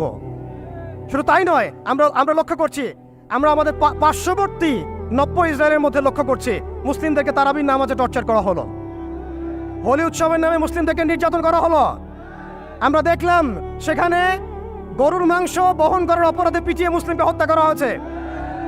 লক্ষ লক্ষ একর জমি যেগুলো আমরা ওয়াকফ করেছিলাম, সেই জমিগুলোকে রাষ্ট্রীয়ভাবে বাজেয়াপ্ত করা হয়েছে। আমি যদি একটা জমি মাদ্রাসায় দান করি, আপনার কোন এখতিয়ার আছে সেটাকে আপনি রাষ্ট্রীয় বাজেয়াপ্ত করতে পারেন? এখানে মানবতা কোথায়? এখানে গণতন্ত্র কোথায়? এখানে এই ইউনাইটেড নেশনস কোথায়? ইউরোপিয়ান ইউনিয়নগুলো কোথায়? আপনাদের এই সব তথাকথিত তন্ত্রমন্ত্রগুলো এবং তথাকথিত মতবাদগুলো একটা এজেন্ডাই বাস্তবায়ন করছে, তারা পুরো বিশ্বে শুধু দাজ্জালের শাসন কায়েম করতে চায়। এখন মুসলিম ভাইরা, সর্বশেষ কথা হচ্ছে আমরা উদাত্তভাবে আহ্বান জানাবো, আপনি যে কোনো ধর্মের হন, যে কোনো বর্ণের হন, আপনি যে কোনো ভাষার হন, যে কোনো জাতির হন, আপনি জালেমের পক্ষ নিয়েন না, মাজলুমের পক্ষ নেন। এখানে আমরা আপনাদেরকে কটাক্ষ করতে আসি নাই, আমরা সত্য উন্মোচন করতে আসছি। আপনি জালেমের পক্ষ নিয়েন না, মাজলুমের পক্ষ নেন। আল্লাহ চান তো কোনো না কোনো দিন আল্লাহ আপনাকে হেদায়েত দিবেন ইনশাআল্লাহ। আপনি মানবতার দাবি থেকে এই জায়গায় দাঁড়ান। এই অবস্থা যখন চলছিল তখন কি আমরা ঘুমিয়েছিলাম? উত্তর না। বিগত 100 বছর আমরা ঘুমিয়ে থাকি নাই, সবাই চেষ্টা করেছে কম বেশি, কিন্তু এইসব তন্ত্রমন্ত্রের জালের মধ্যে পড়ে, এইসব তন্ত্রমন্ত্রের গোলকধাঁধায় পড়ে, এইসব নৈতিকতার অবক্ষয়, ইমানের দুর্বলতা, হারাম খাওয়া, সুদে লিপ্ত হওয়া, আমাদের এই মাদক, এই জেনা, এই ফ্রি মিক্সিং, এই পর্নোগ্রাফি, এই সমস্ত কিছুর মধ্য দিয়ে আজকে আমরা আমাদের সেই ইমানি জাজবাকে হারিয়ে ফেলেছি। এখন সময় হচ্ছে সেই জাজবাকে আবার ফিরিয়ে নিয়ে আসা। অতএব আমাদের করণীয় এখান থেকে উঠে আসবে। দেখুন, আপনি গাজায় গিয়ে যুদ্ধ করতে না পারলেও যে অনিবার্য যুদ্ধ তারা আমাদের উপর চাপিয়ে দিবে, সেটা কিন্তু এই অঞ্চলের দিকেও ছড়িয়ে পড়বেই পড়বে। কারণ হাদিসের মধ্যে এসেছে যে মাসিহুদ দাজ্জাল পুরো বিশ্বকে শাসন করবে, শুধুমাত্র মক্কা মদিনায় ঢুকতে পারবে না। অতএব সারা বিশ্বের মধ্যে সে যুদ্ধের দাবানল ছড়িয়ে দিবে, এতে কোনো সন্দেহ নাই। আপনি খেয়াল করে দেখেন, আফ্রিকার কন্টিনেন্ট, ইয়েমেনের কন্টিনেন্ট, অ্যারাবিয়ান কন্টিনেন্ট এবং আমাদের এই আঞ্চলিক কন্টিনেন্ট, প্রত্যেকটা কন্টিনেন্টের মধ্যেই তারা যুদ্ধ ছড়িয়ে দিয়েছে এবং তারা একটা ভাষা আমাদেরকে শিখিয়ে দিয়েছে, অপশন দিয়ে দিয়েছে, হয় আপনি তাদের দাসত্ব করবেন, না হলে আপনি মরবেন। তারা আপনাকে আমাকে একটা অপশন দিয়েছে, আপনি তাদের দাসত্ব করেন, তারা আপনাকে ভালো রাখবে, আপনি তাদের দাসত্ব করবেন না, তারা আপনাকে মাটির সাথে মিশিয়ে ফেলবে। যেসব মুসলিম কান্ট্রি দেখুন, খেয়াল করে, যেসব মুসলিম কান্ট্রি তাদের দাসত্ব করেছে, যেসব মুসলিম কান্ট্রি তাদের দাসত্ব করেছে, তাদের আনুগত্য করেছে, সেই সব আরব মুসলিম কান্ট্রিকে তারা কিছুই বলছে না, কিছুই করছে না। তাদের কাছে তেল আছে, সেই তেল তারা দিচ্ছে, তাদের কাছে অর্থনৈতিক সাপোর্ট ছিল, তারা দিচ্ছে। তাদের জমি ব্যবহার করে সেখানে বোম্বিং করা হয়েছে। আমরা দেখেছি কিভাবে পাকিস্তানের জমি ব্যবহার করে আফগানিস্তানে বোম্বিং করা হয়েছে। আমরা দেখেছিলাম ইরাক ইরান যুদ্ধ লাগিয়ে সেখানে বোম্বিং করা হয়েছিল। আমরা লিবিয়া, সোমালিয়া, মালি, এই তারপরে আপনার ইয়েমেন, জর্ডান, লেবানন, প্রত্যেকটা জায়গার মিসাল দিতে পারি যেখানে মুসলিম ভূমিগুলোকে ব্যবহার করে তারা মুসলিমদের উপর বোম্বিং করেছে আর মুনাফিকদেরকে তাদের সহযোগী হিসেবে রেখেছে। অতএব তাদের অপশন হচ্ছে হয় আপনি তাদের দাসত্ব করবেন, না হলে মরবেন। যারা দাসত্ব করেছে তারা সুখে আছে, তাদের কোনো সমস্যা নাই। ইভেন গাজদাবাসীর কান্না ওদের কানে পৌঁছায় না। এই বাচ্চাদের মগজের খুলি তাদের কাছে, তাদের চোখে ভাসে না। এই বোনদের ধর্ষণের চিৎকার তাদের কাছে যায় না। এই শিশুদের হাহাকার তাদের কাছে যায় না। এক ফোঁটা পানির জন্য তারা কাঁদছে, এই কান্না তাদের কাছে যায় না।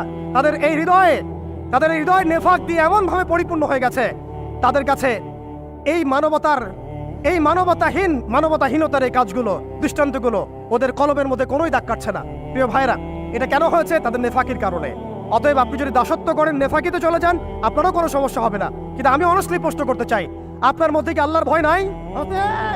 আপনার আমার মধ্যে কি কাল কিয়ামতের মানে জবাবদিহিতার ভয় নাই? আপনি আমি কি লা ইলাহা ইল্লাল্লাহ বিশ্বাস করি না? আপনি আমি কি মুহাম্মদুর রাসূলুল্লাহ বিশ্বাস করি না? আপনি আমি কি মুহাম্মদ রাসূলুল্লাহর উম্মত নই? অতএব আমরাও কখনোই কারো দাসত্বের দিকে যাব না ইনশাআল্লাহ।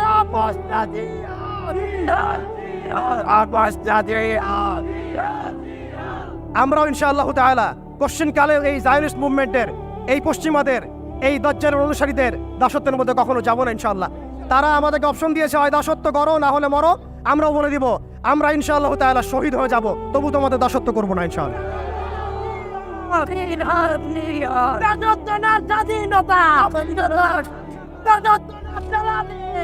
প্রিয় ভাইরা, আমি আর লম্বা করছি না, আমি শেষ করে দিচ্ছি। আর অল্প কিছু কথা বলবো আপনাদেরকে। দেখুন, আমাদের করণীয় কি হতে পারে? আমাদের প্রথম করণীয় হচ্ছে ভাই আপনার আমার সচেতনতা তৈরি করা। আপনি আমি এখনো ঘুমাচ্ছি। তারা বিশ্বকে গ্রাস করার ষড়যন্ত্র করেছে বিগত 200 বছর থেকে। আমরা ঘুমিয়ে আছি। আপনি মনে করবেন না এই ফেতনাগুলো বাংলার মাটিতেও আসবে না। একদিন না একদিন অবশ্যই আসবে, দেখে নিয়ে। আমি বলে দিচ্ছি, এই ফেতনাগুলো বাংলার মাটিতে অবশ্যই আসবে ইনশাআল্লাহ, দেখে নিয়েন আপনারা।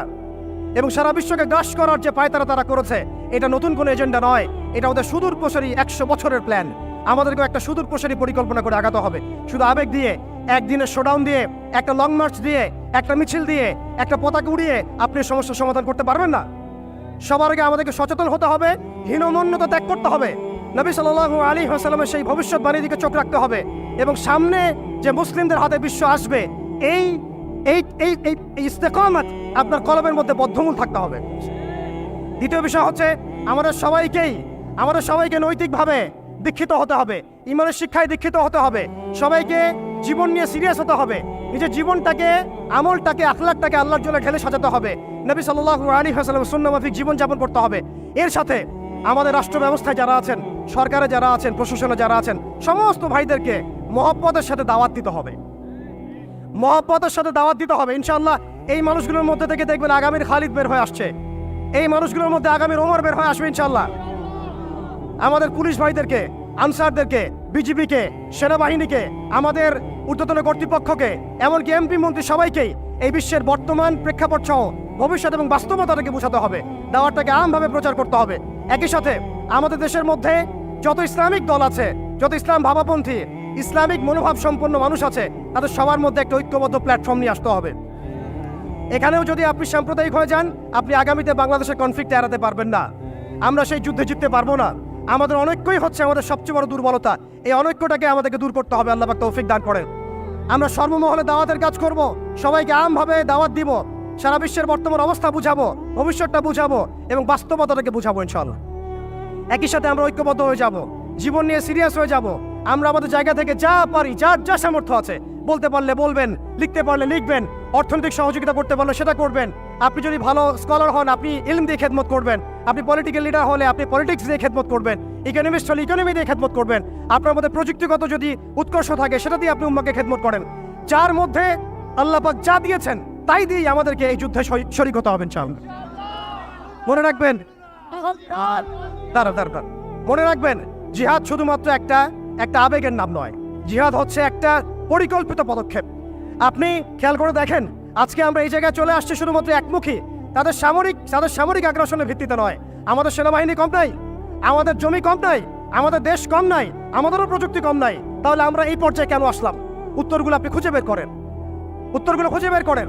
আমাদেরও সেনাবাহিনী আছে, আমাদেরও রাষ্ট্র আছে, আমাদেরও জনবল আছে, আমাদের 200 কোটি মুসলমান আছে, আমাদের অর্থ ব্যবস্থা আছে, আমাদেরকে আল্লাহ পাক জমিন দিয়েছেন, কি দেন নাই আল্লাহ রাব্বুল আলামিন আমাদেরকে, তারপরে কেন এই জায়গায়? এর উত্তর আপনি খুঁজে বের করেন। উত্তর হচ্ছে একটাই, উত্তর একটাই। আল্লাহ পাক কোরআনে বলেছেন, ইন তানসুরুল্লাহ ইয়ানসুরুকুম। ভালো করে শুনেন, সূরা মুহাম্মদ পড়ে দেখবেন, ইন তানসুরুল্লাহ ইয়ানসুরুকুম। তোমরা যদি আল্লাহকে সাহায্য করো তবেই আল্লাহ তোমাদেরকে সাহায্য করবেন। আমরা সবাই ব্যক্তি পূজায় লিপ্ত হয়েছি, দুনিয়া পূজায় লিপ্ত হয়েছি, আমরা সবাই দুনিয়াদারি নিয়ে ব্যস্ত হয়ে গেছি। আর যখন আমাদের ভাইরা মারা যাচ্ছে তখন আমরা মায়া কান্না দেখাচ্ছি। এইসব ভণ্ডামি দিয়ে জিহাদ হবে না, এইসব ভণ্ডামি দিয়ে বাইতুল মুকাদ্দাস বিজয় হবে না। আল্লাহর কাছে ফিরে আসেন, পরিপূর্ণ দিনে দীক্ষিত হন। ইন তানসুরুল্লাহ ইয়ানসুরকুম। তোমরা আল্লাহকে সাহায্য করো, অর্থাৎ তোমরা আল্লাহর দ্বীনকে সাহায্য করো, আল্লাহ তোমাদেরকে সাহায্য করবেন। ওয়া ইউসাব্বিত আকদামাকুম। তোমাদের পা আল্লাহ পাক শক্ত করে দিবেন। আল্লাহ সতর্ক করেছেন, ওয়া ইন তাতাওয়াল্লাউ। তোমরা যদি মুখ ফিরায় নাও, আল্লাহ থেকে তোমরা যদি মুখ ফিরায় নাও, ইয়াস্তাবদিল কওমান গায়রাকুম। আল্লাহ পাক তোমাদেরকে সরাই দিয়ে নতুন কওমকে নিয়ে আসবেন। সুম্মা লা ইয়াকুনু আমসালাকুম। তারা তোমাদের মতো অপদার্থ হবে না। এটা আল্লাহ পাকের দ্ব্যর্থহীন ঘোষণা। অতএব পরিপূর্ণ ইসলামে দীক্ষিত হতে হবে, আমাদের সবাইকে ইসলামে ফিরে আসতে হবে, ওলামায়ে কেরামের সাথে সম্পর্ক রাখা এবং একই সাথে জাতিগত একটা ঐক্য গঠন করা। জাতিগত ঐক্য গঠন করে একটা শরিয়া রাষ্ট্র কায়েম করে, একটা পরিপূর্ণ ইসলামী রাষ্ট্র কায়েম করে, নবী সাল্লাল্লাহু আলাইহি ওয়াসাল্লামের সুন্নত অনুযায়ী একটা মদিনা রাষ্ট্র কায়েম করে আপনি আন্তর্জাতিক মহলে চাপ দিতে পারবেন ইনশাআল্লাহ। আর যদি সেটা না হয়, আর যদি আমাদের রাষ্ট্র ব্যবস্থা, সরকার ব্যবস্থা, প্রশাসন এগুলো ধার না ধরেন, তাহলে আমি বলে দিচ্ছি, আপনারা লিখে রাখেন, আজকে গাজাবাসীর যে অবস্থা হয়েছে, আজকে ইরাক, সিরিয়া, লেবানন, জর্ডান এগুলোর যে অবস্থা হয়েছে, আমাদেরও যে সেই অবস্থা হবে না এর কোনো গ্যারান্টি নাই। মিয়ানমার আমাদের উপর যেভাবে রোহিঙ্গাদেরকে চাপিয়ে দিয়েছে, আপনি আমি কোথায় যাব? আমাদের উপর যদি এরকম অবস্থা চাপিয়ে দেওয়া হয়, আপনাকে আমাকে কি ভুটান জায়গা দিবে? আপনাকে আমাকে নেপাল জায়গা দিবে? আপনাকে আমাকে কি মায়ানমার জায়গা দিবে? আপনাকে আমাকে কি ভারত জায়গা দিবে? আপনাকে আমাকে কি পাকিস্তানও জায়গা দিবে? অতএব আমাদের এই জমিনে, আমাদের এই সংগ্রাম, আমাদের এই জিহাদ আমাদেরকেই করতে হবে, আমাদের ইসলাহ আমাদেরকেই করতে হবে, আমাদের ভবিষ্যৎ আমাদেরকেই করতে হবে। আল্লাহ পাক বোঝার তৌফিক দান করেন। বাংলাদেশের এই অবস্থায় এখন একটা ইসলামী রাষ্ট্র গঠনের কোনো বিকল্প নাই। আপনি আমি চাইলে লক্ষ কোটি মুসলমানকে সেখানে চাপ প্রয়োগ করে পাঠাতে পারতাম যদি আমাদের ইসলামিক রাষ্ট্র থাকতো। আমাদের যদি একটা ইসলামী রাষ্ট্র থাকতো, তাহলে ওরা যেভাবে ইউনাইটেড নেশনস গঠন করেছে, এইভাবে আমরাও ইউনাইটেড মুসলিম নেশন গঠন করতে পারতাম। আমরা সেটা পারি নাই, পারছি না। তারা যেভাবে ইউনাইটেড নেশনস গঠন করে সারা বিশ্বে মুসলিমদেরকে চাপ দিচ্ছে, ট্রাম্প কি বলছে আপনারা সবাই দেখছেন, মিডিয়া ভাই সবাই আছেন, স্পষ্ট ঘোষণা দিচ্ছে ওরা এখান থেকে বের হয়ে যাক, আমরা সেখানে বসতি স্থাপন করব। এটা কি মগের মূল্য? ওরা কেন সেখান থেকে বের হয়ে যাবে? এই গাজাবাসীরাই এই পৃথিবীর সবচেয়ে স্বাধীন মানুষ। তারা মৃত হয়েও তারা জীবিত, তারা সেখানে বোমের খোরাক হয়েও তারা সেখানে সম্মানিত। ইতিহাস তাদেরকে সম্মানের সাথে স্মরণ রাখবে ইনশাআল্লাহ, এবং জান্নাত এইসব শহীদ ভাইদেরকে দিয়ে ভরে যাবে ইনশাআল্লাহ। অতভাগত আমরা দাসত্বের মধ্যে পড়েছি, মুনাফিকের মধ্যে পড়েছি, আমরা কিছু করতে পারছি না। দুঃখ তো আমাদের, দুর্দশা আমাদের। আমরা কালকে আমাদের মাঠে আল্লাহর সামনে কি জবাব দিব এর ঠিক ঠিকানা আমাদের নাই। এই জন্য আমি শুরুতে বলেছিলাম, ক্ষতির মধ্যে আমরা আছি, তারা নাই। আমরা যে পরিমাণ ক্ষতির মধ্যে আছি সেই পরিমাণ ক্ষতিতে তারা নাই। তারা হাসতে হাসতে জান্নাতে চলে যাচ্ছে ইনশাআল্লাহ, এবং এরপরে তাদের বিজয় আসবে ইনশাআল্লাহ আযজা ওয়া জাল। অতএব একটা ইসলামিক রাষ্ট্রের দিকে আমাদেরকে যেতে হবে, ইউনাইটেড মুসলিম নেশন গঠন করতে হবে। ন্যাটোর বিকল্প চাই আমাদের, ন্যাটোর বিকল্প বাহিনী গঠন করতে হবে আমাদেরকে IMF এর এগেনস্টে আমাদের ব্যাংকিং সিস্টেম তৈরি করতে হবে, ওদের ওয়ার্ল্ড ব্যাংকের এগেনস্টে ওয়ার্ল্ড মুসলিম ব্যাংক তৈরি করতে হবে, ওদের প্রযুক্তিগুলোর বিরুদ্ধে আমাদেরকে প্রযুক্তি তৈরি করতে হবে, ওদের মিডিয়ার এগেনস্টে আমাদের এই ভাইদেরকে মিডিয়ার মধ্যে ঝাঁপিয়ে পড়তে হবে। আপনারা সবাই সব মিডিয়াগুলোকে ইসলামী মিডিয়া বানায় ফেলেন। ওরা আপনাদেরকে জুজুর ভয় দেখায়, সত্য থেকে পিছিয়ে ফেলে। আপনারা এদেরকে ভয় করবেন না, আল্লাহকে ভয় করেন। ওয়া তাখাফুহুম ইত্তাকুল্লাহ, আল্লাহকে ভয় করেন, তাদেরকে ভয় করবেন। আল্লাহ রাব্বুল আলামিন আমাদের সবাইকে যেন ঈমানদার হওয়ার তৌফিক দান করেন। এইভাবে যখন আমরা একটা ঐক্যবদ্ধ শক্তি হতে পারবো ইনশাআল্লাহ, দেখবেন আজ হোক কাল হোক আমরা সেই মোবারক জাইশে অবশ্যই যোগ দিব, যেই জাইশ ইনশাআল্লাহ বাইতুল মুকাদ্দাসকে মুক্ত করবে, স্বাধীন করবে, বিজয় ছিনিয়ে আনবে ইনশাআল্লাহ। এই বিষয়ে মনের মধ্যে কোনো রকম হীনমন্যতা রাখবেন না, কোনো প্রকার সংশয় রাখবেন না যে আগামীতে অবশ্যই সেই বাইতুল মুকাদ্দাস থেকে কালিমা লা ইলাহা ইল্লাল্লাহ মুহাম্মাদুর রাসূলুল্লাহর এই পতাকায় উড়বে ইনশাআল্লাহ তাআলা। তারা এই পতাকাগুলোকে সরিয়ে ফেলতে চায়, তারা জাতীয়তাবাদের আদলে এই বিশ্বকে সাজাতে চায়, কিন্তু আল্লাহর রাসূল সাল্লাল্লাহু আলাইহি ওয়াসাল্লাম বলেছেন, এমন একটা কাঁচা বাড়ি, একটা পাকা বাড়ি বাদ থাকবে না যেই বাড়িতে কালিমা লা ইলাহা ইল্লাল্লাহ মুহাম্মদ রাসূলুল্লাহর পতাকা উড়বে না। এটা নবী সাল্লাল্লাহু আলাইহি ওয়াসাল্লামের ভবিষ্যৎবাণী। আল্লাহ পাক আমাদের সবাইকে সেই মকবুল কাফেলায় শরীক হওয়ার তৌফিক দান করেন। আমাদেরকে আল্লাহ পাক ইসলাহ দান করেন। আমাদেরকে আল্লাহ পাক সেই হারানোর সম্মান আবার ফিরায় দেন। আমাদের সবাইকে আল্লাহ পাক আবারও সেই ঈমানদীপ্ত প্রজন্ম তৈরি করার তৌফিক দান করেন। আল্লাহ পাক আমাদের সরকারকে শক্তিশালী করেন, একটা ইসলামী রাষ্ট্র গঠন করার তৌফিক দান করেন। আল্লাহ পাক আমাদের সবাইকে প্রযুক্তিগত উন্নয়ন দান করেন, অর্থনৈতিক উন্নয়ন দান করেন, মিডিয়ার উন্নয়ন দান করেন।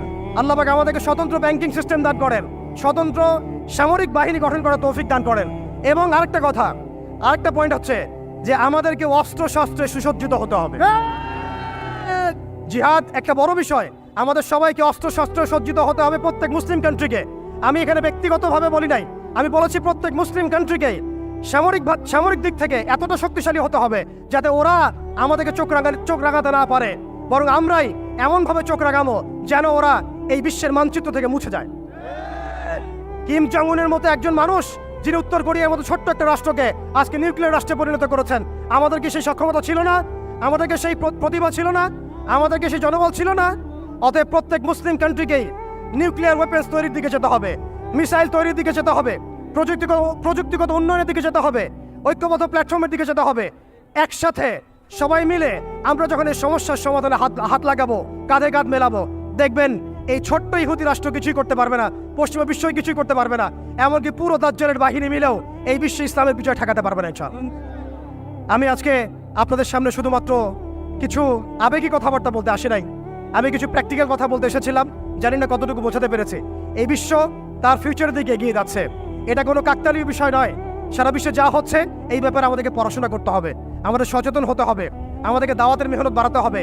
এমন কিছু ইভেন্ট আমাদের সামনে আল্লাহ পাক দেন, ইস্যু দেন, যে ইস্যুগুলোতে আমরা ঐক্যবদ্ধ হতে পারি।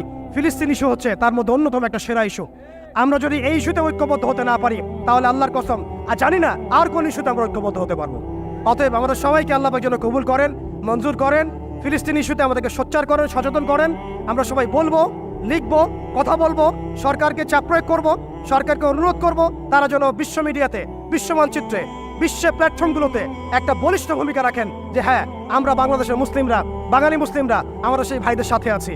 ইনশাআল্লাহ তাআলা অচিরেই আমরা আমাদের দেশকে ইসলামী আদলে গড়ে তুলবো ইনশাআল্লাহ তাআলা, এবং আমাদের এই তরুণ প্রজন্মকে প্রশিক্ষিত করবো ইনশাআল্লাহ।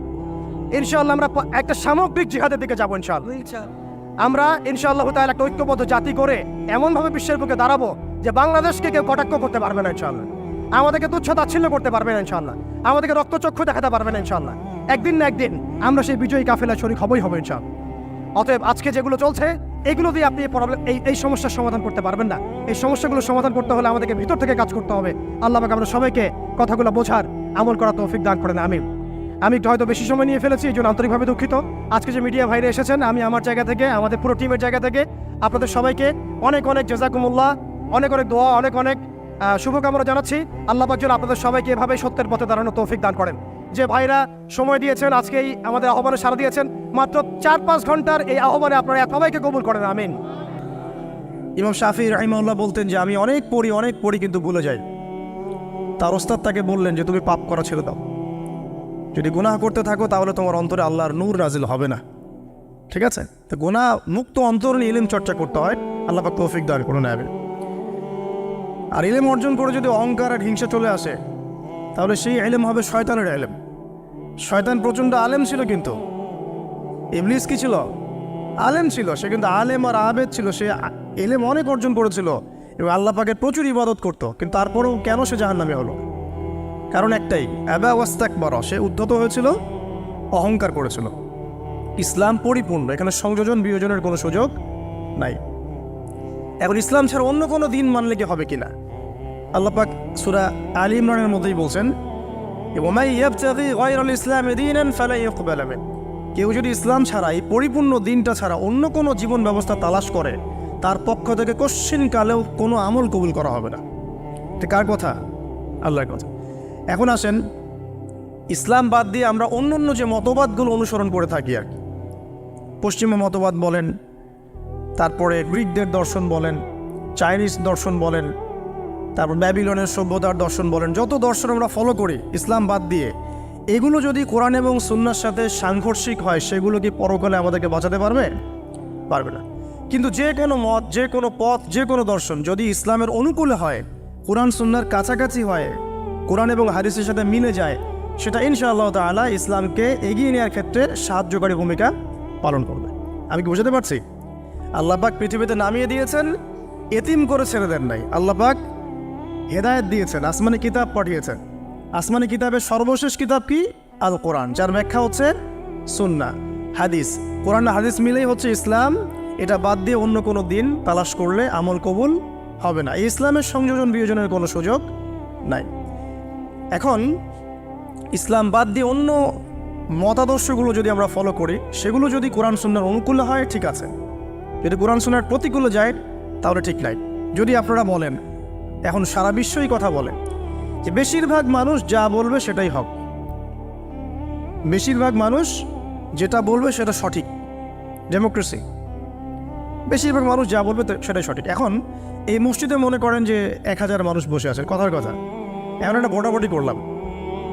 বিষয় কি? বিষয় হচ্ছে সুদ হালাল না হারাম। বিষয়টা হচ্ছে সুদ মানবতার কল্যাণে উপকারী না ক্ষতিকর। এখন আপনাদের মধ্যে 999 জন ভোট দিল যে সুদ মানবতার জন্য উপকারী, অর্থনৈতিক অগ্রগতির জন্য সুদের দরকার আছে। সুদের লোন না নিলে এই যুগে চলা যায় না, সুদ না খেলে এই যুগে বিল্ডিং করা যায় না, সুদ না খেলে অর্থনৈতিক প্রোগ্রেস হবে না। তাদের মত এটা। কয়জনের মত? 999 জন। তো বেশিরভাগ মানুষ যেহেতু এটাতে ভোট দিল, অতএব এটা সত্য নাকি? ওই যে একজন আল্লাহর বান্দা বলছেন না এটা ভুল, এটা মিথ্যা, এটা আল্লাহর আইনের বিরোধী, রাসূলের আইনের বিরোধী, এটা মানবতার বিরোধী। সুদ খেলে এক শ্রেণীর মানুষ ধনী হয়, বেশিরভাগ মানুষ গরিব হয়ে যায়, এবং সুদের কোনো কল্যাণ নাই, বরং এর মধ্য দিয়ে সম্পদ সংকুচিত হয়। তার বুঝ, একজনের বুঝ। এখন ইসলামের দৃষ্টিতে ওই একজনের রায়টা নেওয়া হবে না 999 জনের রায় নেওয়া হবে? তাহলে ইসলামের মানদণ্ডে এই প্রচলিত সোকল ডেমোক্রেসি টিকলো কিনা? টিকলো না। এখানে বুঝতে হবে যে কখন টিকবে, যখন বেশিরভাগ মানুষের রায়টা কোরআন সুন্নাহর অনুকূলে হয়েছে। এখানে 800 জন বলেছেন সুদ হারাম, 200 জন বলেছে সুদ হালাল। 800 জন সঠিক বলেছে, 200 জন ভুল বলেছে। সঠিক বেঠিকের মানদণ্ড কি? কোরআন এবং হাদিস। এখন আমরা এটাকে নিতে পারবো, এই ডেমোক্রেসিতে কোনো সমস্যা নেই। আমি মনে বুঝাতে পারছি না। আরেকজন মনে করেন বললেন যে 4টা প্রচলিত 4টা ধর্ম, যেমন বুদ্ধিজম, হিন্দুইজম, খ্রিস্টানিজম এবং ইসলাম, এই 4টা ধর্ম মিলে একটা নতুন ধর্ম করা যায়। কথার কথা বোঝেন? কোনো সমস্যা? 4টা রিলিজন মিলে নতুন একটা ধর্ম করা যায়, এটা কিছু মানুষ মত দিল। আর কিছু মানুষ বলছেন না, এটা সম্ভব না, ইসলামের জায়গায় থাকবে, অন্যান্য ধর্মের জায়গায় থাকবে। তবে আমরা সবার সাথে সম্প্রীতি বজায় রাখবো, কারোর সাথে কারো কোনো দ্বন্দ্বে আমরা যাব না। এখন এই বেশিরভাগ মানুষ যে বলছে যে সব ধর্মগুলো মিলে একটা নতুন মানব ধর্ম তৈরি করা যায়, ওই মতটা সঠিক হবে নাকি অল্প কিছু মানুষের মতটা সঠিক হবে? তো এখানে একটা মূলনীতি বুঝতে হবে যে কোরআন এবং সুন্নাহর অনুকূলে যে কোনো মত আসুক গ্রহণ করা যাবে, কোনো সমস্যা নেই। বিজ্ঞান হোক, দর্শন হোক, আপনার যে কোনো ইজম হোক, যে কোনো মতবাদ হোক, কোনো সমস্যা নেই। কিন্তু কোরআন এবং সুন্নাহর মূলনীতির বাইরে চলে গেলে কি সমস্যা? এখন হয়তো প্রেশারাইজ করে যদি কেউ চাপিয়ে দেয়, সেটা আলাদা বিষয়। আপনি মানতে বাধ্য হয়েছেন, সেটা আলাদা বিষয়। কিন্তু মন থেকে যদি স্বীকার করে নেন যে না, ইসলামের বাইরেও অন্যান্য বিষয়গুলো মেনে নেওয়া যায়, তাহলে সমস্যা। আল্লাহ পাক আমাদেরকে বোঝার তৌফিক দান করুন। এখন একটা দিকে ফোকাস করে আমি আলোচনাটাকে এন্ডিংয়ের দিকে নিয়ে যাবো ইনশাআল্লাহ। সেটা হলো যে আল্লাহ রাব্বুল আলামিন আমাদেরকে পৃথিবীতে পাঠিয়ে দিয়েছেন, সে আল্লাহর কাছে আমাদেরকে ফিরতে হবে না? ফিরতে হবে। আল্লাহ পাক এমনি পাঠিয়ে দেননি, সময় দিয়েছেন, আসমানি কিতাব দিয়েছেন, নবী রসুলও পাঠিয়েছেন। কারণ আসমানি কিতাব তো আমরা এমনি প্র্যাকটিস করতে পারবো না। হাতে একটা কোরআন ধরিয়ে দিলেই তো সবাই আমল করতে পারবে না, পারবে? একজন রোল মডেল তো লাগবে, একজন গাইডলাইন তো লাগবে। সেই আদর্শ গাইডলাইন হচ্ছে রাসূলুল্লাহ সাল্লাল্লাহু আলাইহি ওয়াসাল্লাম। তাকে দেখে আমরা শিখেছি কিভাবে কোরআন